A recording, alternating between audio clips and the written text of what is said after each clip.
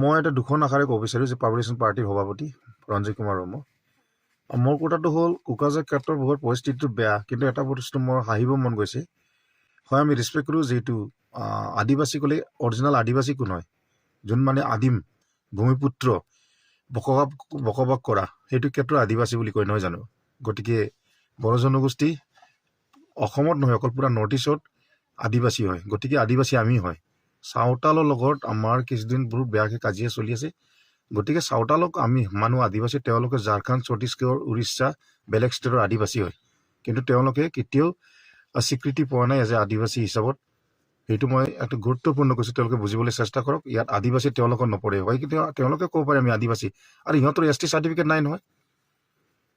আৰু এটা কথা, মই এটা স্পষ্ট কথা কওঁ যে এইটো হাগ্ৰামা মহিলাৰী ডাঙৰীয়া যিটো বৰ্তমান BTC চিফ, গোটেইখিনি তাৰ হাৰ্টৰ পাৱাৰ ফাংচনটো আছে।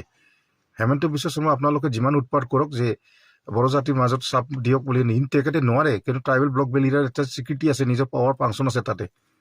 মাটিৰ পাত্তা আমাৰ হাতত আছে। 6 ট্ৰাইবেল ব্লক বেলিয়াৰ, যিটো তেওঁলোকে ভালকৈ বুজি পায়, যিহেতু চাওতাল জনগোষ্ঠীৰ বহুত শিক্ষিত মানুহ আছে, তেওঁলোকে বুজাবলৈ চেষ্টা কৰক নিজৰ জনগোষ্ঠীক। আমি ইচ্ছা কৰিলে এভেকশ্যন কৰিব পাৰোঁ। অলৰেডি হেমন্ত বিশ্ব শৰ্মা ডাঙৰীয়া যে গম পাইছে যে হাইকোৰ্ট আৰু সুপ্ৰিম কোৰ্ট বুলি কৈছে 6 ট্ৰাইবেল ব্লক বেলি এৰিয়াত ইচ্ছা কৰিলে আমি 6 এৰিয়াৰ পৰা আঁতৰাই দিব পাৰোঁ, কাৰণ তেওঁলোকে প্ৰটেক্টেড ক্লাছ নপৰে। আমি মৰমতে ৰাখিছোঁ, তথাপিও আমাৰ লগত সি উৎপাত কৰিলেতো বহুত বেয়া কথা হ'ব। তেওঁলোকে ভালকৈ জানে, সিহঁতৰ শিক্ষিত মানুহ আছে, চেষ্টা কৰক বুজিবলৈ।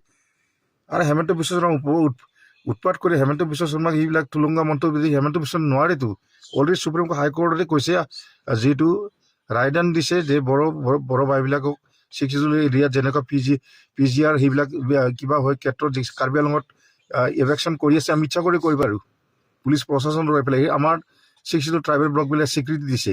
আদিবাসী আমি হয়, তেওঁলোকক মানিছোঁ আদিবাসী, তেওঁলোকে ঝাৰখণ্ড উৰিষ্যাত হয়, কি ইয়াত আহি পেলাই আদিবাসী ক'লে কিন্তু নহ'ব। সিহঁতক ST চাৰ্টিফিকেট নহয়, তেওঁলোকে ST নহয়। এইটো ফাৰ্ষ্ট স্পষ্ট তেওঁলোকে মই এইটো তত্ত্ব দিব বিচাৰোঁ।